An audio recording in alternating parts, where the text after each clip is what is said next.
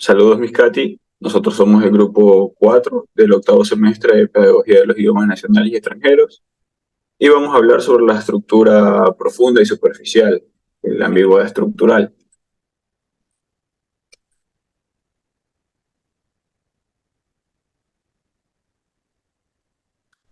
En los integrantes somos Chancay Ponce, Steven Orlando, Farías Molina, Williams Andrés, Félix Holguín, Wendy Tania y mi persona, Santiago Quilla Faridaron.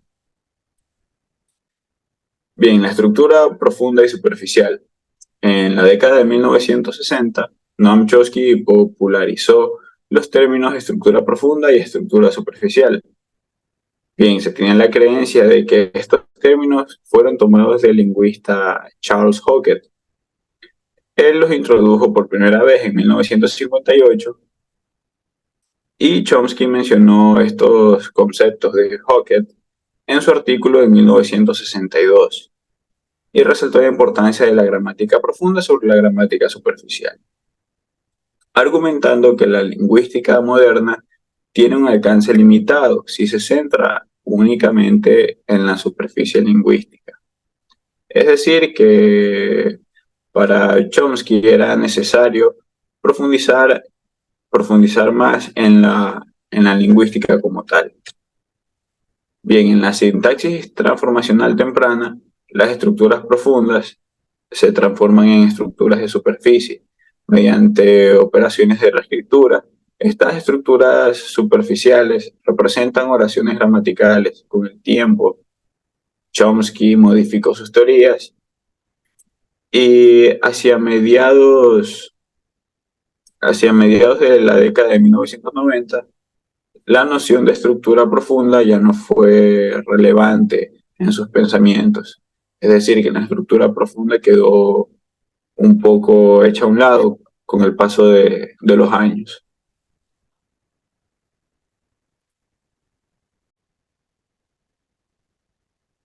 Perfecto.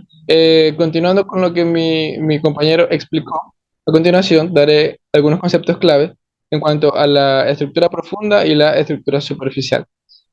La gramática generativa y transformacional de Chomsky distingue entre estas dos estructuras. Podemos decir que la estructura profunda es el significado de la oración, mientras que la estructura superficial es la forma en que se presenta la oración. ¿Ok?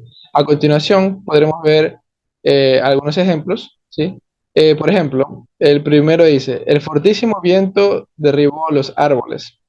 Entonces, en estos ejemplos podemos encontrar diferentes formas de presentar una misma estructura profunda, pero con variaciones en lo que vendría siendo su estructura superficial, como por ejemplo la presencia de palabras distintas, diferentes ordenamientos y pausas internas.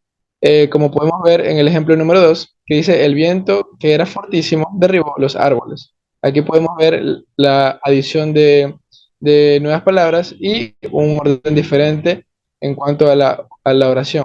Así como en el ejemplo 3 que dice, el viento era fortísimo, derribó los árboles. ¿Ok? Entonces, aquí podemos ver una estructura asimismo diferente. ¿Ok? Y para finalizar, cabe recalcar dos puntos importantes. El primero es que la estructura profunda es abstracta, mientras que la estructura superficial es la manifestación física. Y el punto dos es que a pesar de tener una estructura, disculpen, a pesar de tener una estructura profunda similar, las estructuras superficiales pueden ser diversas. Sobre este último punto, mi compañera Wendy a continuación dará más explicaciones sobre este tema. Ahora, siguiendo con otro ejemplo, tenemos esta oración. Yo hago el cuarto. Como podemos ver en este ejemplo de oración, podemos distinguir, podemos mostrar distintas interpretaciones posibles, es decir, distintos significados que se pueden entender de dicha oración. Como puede ser, al decir yo hago el cuarto, puede significar que se está construyendo el cuarto, que se está limpiando el cuarto, o incluso se puede referir a una posición en una secuencia, es decir, como decir que está en cuarto lugar. debido a este fenómeno de que esa oración puede tener varias interpretaciones, es considerada como una oración ambigua, término que estaremos aprendiendo un poco más adelante. Ahora, las limitaciones del estructuralismo clásico. Este se enfoca principalmente en las estructuras superficiales, sin explorar adecuadamente las estructuras profundas. En este caso, los métodos de análisis eran un poco rigurosos y los resultados insatisfactorios. Ahora, la contribución definitiva de la gramática chomskiana. Chomsky propuso que la estructura latente de una frase, como por ejemplo, el viento era fortísimo, el viento derribó los árboles, sería idéntica en todas las lenguas. Esta idea sugiere que las lenguas difieren solo en sus manifestaciones superficiales, manteniendo una estructura subyacente común. Ahora, vamos a hablar sobre la variación entre estructura latente y estructura superficial. Cabe destacar que la base conceptual de una oración es constante en todas las lenguas, pero su expresión varía, lo que demuestra la diversidad lingüística y las manifestaciones de las oraciones. Ahora vamos a ver un poco sobre la ambigüedad estructural. Primero que todo, la ambigüedad estructural se refiere a la capacidad de una palabra, frase u oración para tener dos o más significados o interpretaciones, como el caso de la oración que vimos anteriormente. La naturaleza genérica de la ambigüedad es un atributo que abarca conceptos, ideas, declaraciones o reclamaciones cuyo significado o intención no puede ser definitivamente determinado mediante reglas o procesos de resolución finitos. La incapacidad de resolución definitiva.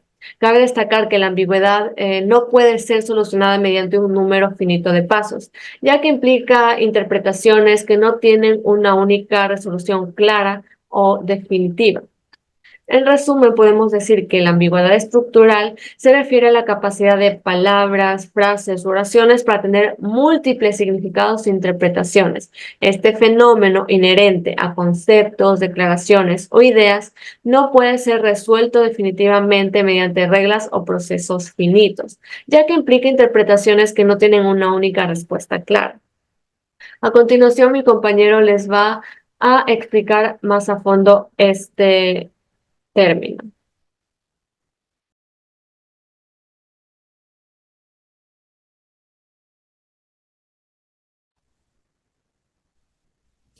Ambigüedad estructural. Se refiere a la existencia de dos o más estructuras lingüísticas que, aunque parecen iguales superficialmente, no presentan lo mismo que para los hablantes del idioma. En este caso, tenemos ejemplos, ¿ok? El primer ejemplo sería, me quiere comer, y el segundo sería, me permite comer. Tienen la misma estructura superficial, objeto, verbo, más verbo infinitivo, pero tienen diferencias en su significado, es decir, tienen una diferencia significativa, ¿ok? En cambio, por otra parte, debemos saber que se señala la variante quiere comer como admisible para la primera frase, mientras que en una variante similar para la segunda frase, permite comerme, resulta inadmisible en el idioma español, evidenciando una diferencia estructural. Dentro de esto se destaca que la diferencia es el uso del pronombre me en ambas frases, donde en una actúa como objeto de la acción y en otra como sujeto, lo cual afecta las variantes gramaticales permitidas en cada caso. En otras palabras, se subraya que la similitud superficial entre estructuras lingüísticas esconde diferencias tanto notables en su significado y la gramática, lo que constituye a la ambigüedad estructural según Foster, 1967. Gracias.